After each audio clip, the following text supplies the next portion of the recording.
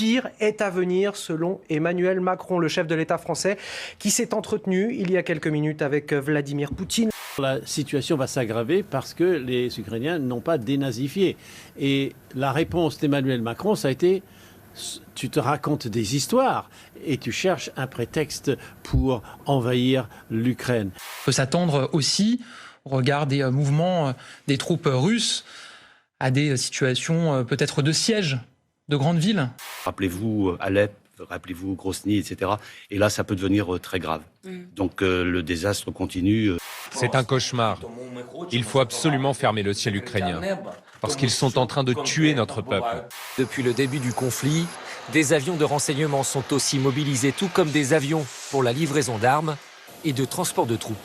On montre les muscles, on montre qu'on est un allié fiable et solidaire de l'OTAN. Alors donnez-moi des avions.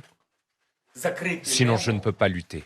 Les puissances occidentales, avec les États-Unis et l'OTAN, évidemment, ont fait de l'Ukraine le théâtre de leur rivalité. Et ils ont pris en otage le peuple ukrainien.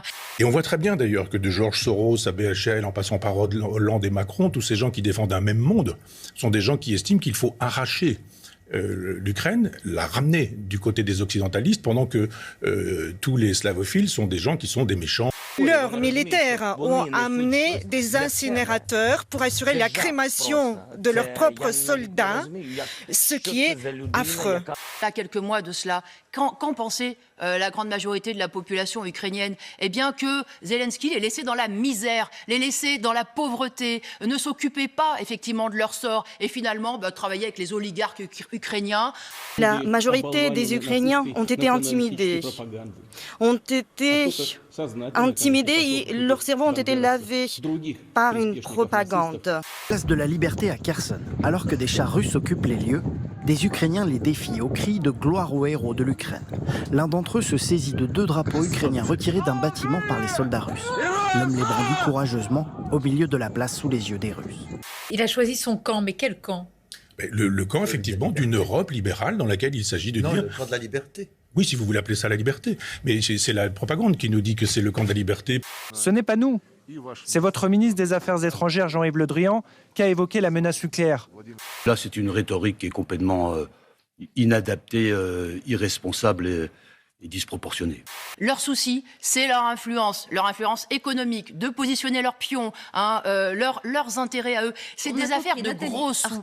Cette journaliste dont Lavrov parle nous faisait savoir effectivement qu'il y avait des exactions commises par l'armée ukrainienne au Donbass. Elle a fait voir des images dans une émission, je crois que c'était celle de Pascal Praud, on n'a pas eu le détail du nom de cette journaliste, mais effectivement elle a disparu très vite parce que d'un seul coup elle sortait, elle rentrait avec une télévision en couleur alors qu'on nous propose la télévision en noir et blanc.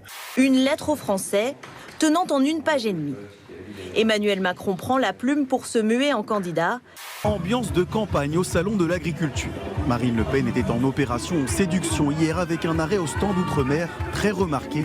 Première mesure à partir du 14 mars, suspension du pass vaccinal. Et deuxième mesure, à la même date, on a voulu quelque chose de simple, fin du port du masque obligatoire. Au stand sud-ouest, Jean Lassalle n'a pu résister à un paquito, comme dans les férias de la région.